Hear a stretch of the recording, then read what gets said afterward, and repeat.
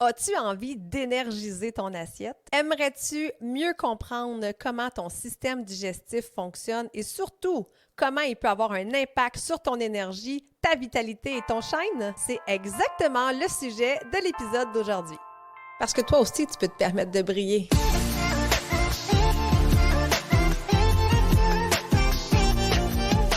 Si tu es une femme occupée qui cherche à te remettre en forme, à retrouver la motivation ou si tu souhaites garder tes bonnes habitudes longtemps et vivre pleinement, Shine avec ME sera le podcast pour répondre à tes besoins. Avec mon podcast, je souhaite te transmettre ma passion pour l'entraînement avec mon style de vie et j'ai envie de t'inspirer à prendre soin de ton mind, body and soul chaque jour pour shiner comme jamais. Mon nom est Marie-Ève Tétrault, je suis ta coach fitness. Merci d'être là et bonne écoute! Salut à toi, belle femme occupée. J'espère que tu rayonnes et que tu brilles de santé. Aujourd'hui, j'ai un sujet qui me passionne parce que oui, j'ai d'autres passions que les squats et les burpees.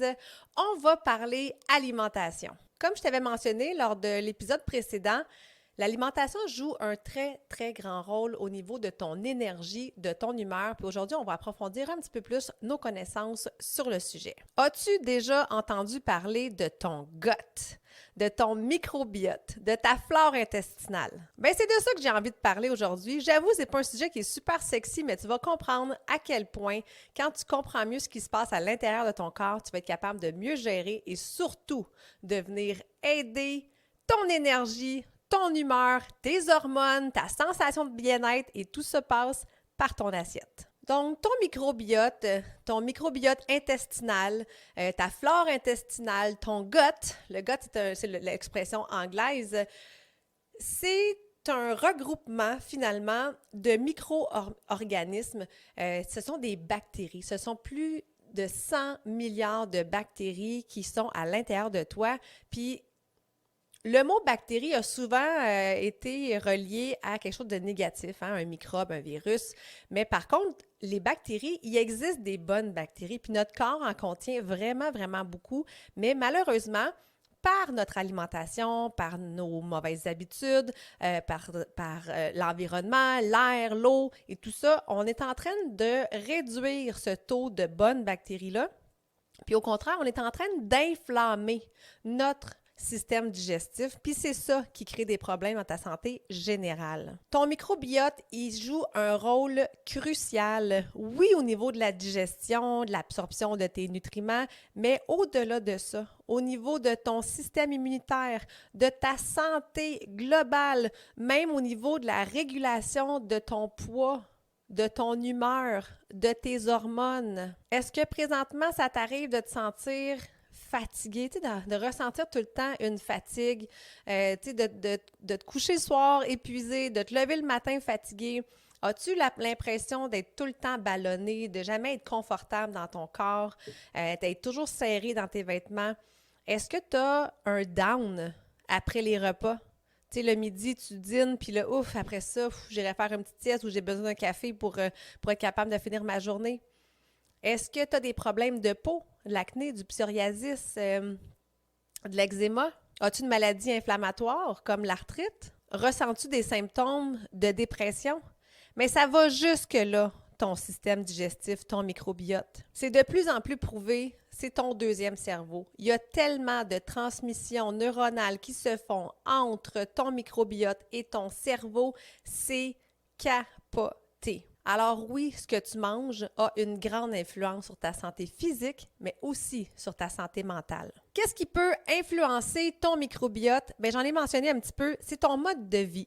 Hein? L'alimentation, qu'est-ce que tu manges? Ça peut influencer positivement ou négativement ton écosystème dans ton microbiote.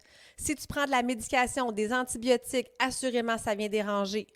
Ton mode de vie, est-ce que tu es sédentaire? Est-ce que tu bouges? Ton environnement de travail, l'air que tu respires, ta génétique, assurément, et le stress aussi peut venir jouer sur ton microbiote.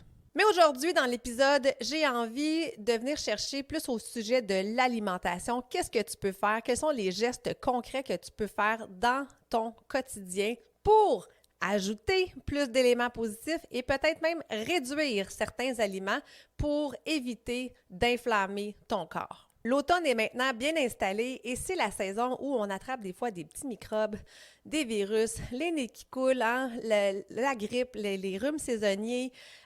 Donc, le fait de mieux manger, tu peux vraiment avoir un grand impact sur ton système immunitaire pour éviter d'être malade, puis peut-être même d'avoir un meilleur système immunitaire qui va justement combattre les virus.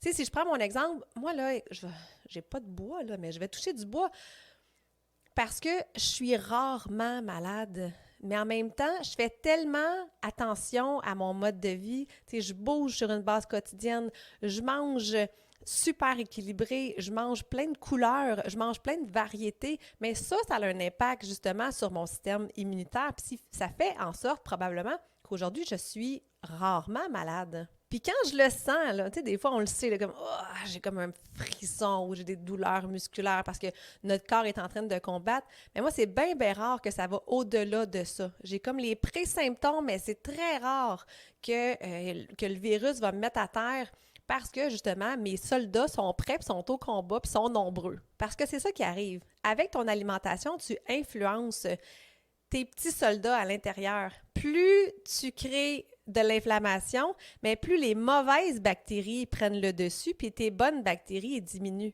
Alors qu'à l'inverse, si avec ton alimentation puis le reste de ton mode de vie, tu es capable de venir rebalancer et d'avoir plus de bonnes bactéries, plus de petits soldats forts, mais assurément que tu vas avoir une meilleure santé, une meilleure énergie, une meilleure vitalité. Tu vas shiner. Donc là, c'est bien beau de savoir tout ça, mais la question qui revient souvent, c'est qu'est-ce qu'on mange? La première chose que je te suggère le plus, là, c'est d'ajouter plus de légumes à ton alimentation.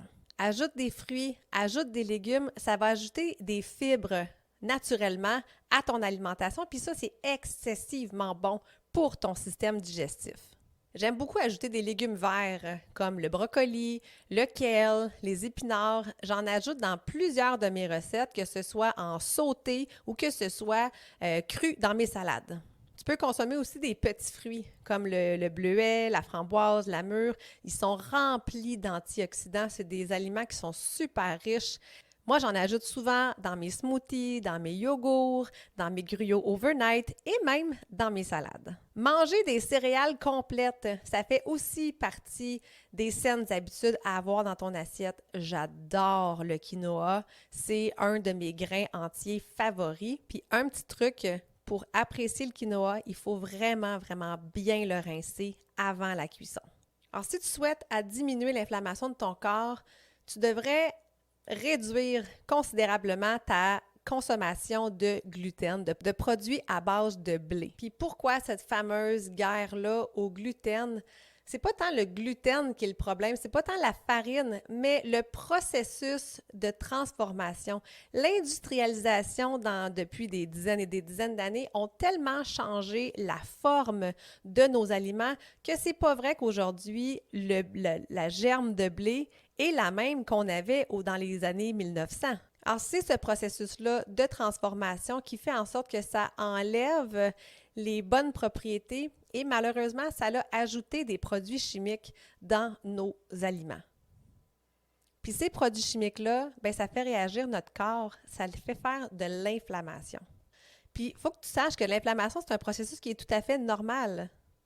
C'est un processus de protection du corps qui est tout à fait naturel et voire même souhaitable. C'est juste que là, on est tout le temps en train d'envoyer des aliments qui inflamment notre corps. Fait que notre corps est constamment en réponse et en réaction inflammatoire. C'est ça qui crée des problèmes chroniques, comme des douleurs chroniques, comme des maladies chroniques, comme des problèmes de santé, comme la dépression, comme le gain de poids.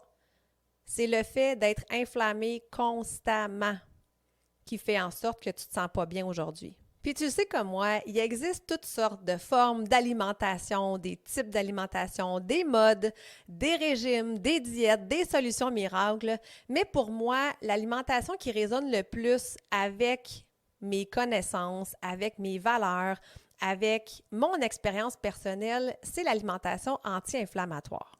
Clairement, l'alimentation anti-inflammatoire vient supporter ton microbiote, vient vraiment l'aider à être capable de faire son propre travail parce que ça, je le répète souvent, là, mais le corps est tellement extraordinaire. On a une capacité d'adaptation, de régénération fabuleuse, mais pas quand on n'est plus capable justement de faire, quand le corps n'est plus capable de faire sa propre job, parce qu'il est tout le temps occupé à être en réaction puis à se protéger contre des corps étrangers. Alors moi, c'est une alimentation que je prône énormément. J'ai découvert cette alimentation-là il y a environ 10 ans et depuis ce temps-là, je découvre des recettes, je découvre des épices, des saveurs, des nouveaux aliments, des nouvelles textures et ça, je trouve ça vraiment fabuleux. Je suis quelqu'un qui est super curieuse de nature, donc j'aime pouvoir justement aller chercher des nouvelles connaissances pour ensuite de ça être capable de mieux te les transmettre. La base de cette alimentation-là, elle est très simple. C'est littéralement d'essayer de te ramener le plus près possible de la nature de ton aliment. Donc, éviter les aliments qui sont hautement transformés.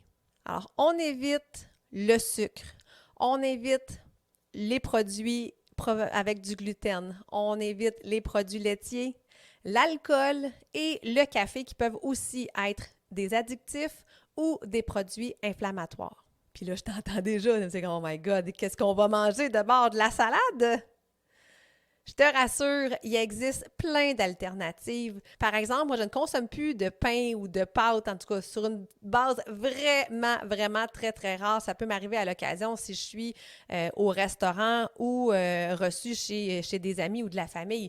Mais à la maison, dans moi, qu'est-ce que je cuisine? Dans les recettes que je fais pour moi, pour ma famille et celles que je propose à mes clientes, je consomme plus du tout de farine de blé. Je vais plutôt opter pour des pâtes de quinoa, pour de la farine d'avoine sans gluten, de la farine d'amande, de la farine de pois chiches. Puis c'est des petits gestes comme ça que tu peux faire en changeant par exemple quelques habitudes, en tweakant un peu tes recettes pour éliminer le gluten, pour éliminer les sucres raffinés. Puis on est quand même chanceux parce que c'est une alimentation qui a gagné énormément en popularité dans les dernières années. Alors, on a beaucoup plus de choix. C'est beaucoup plus accessible aussi de vouloir manger sans produits laitiers, sans gluten, et ce, même dans les épiceries à grande surface.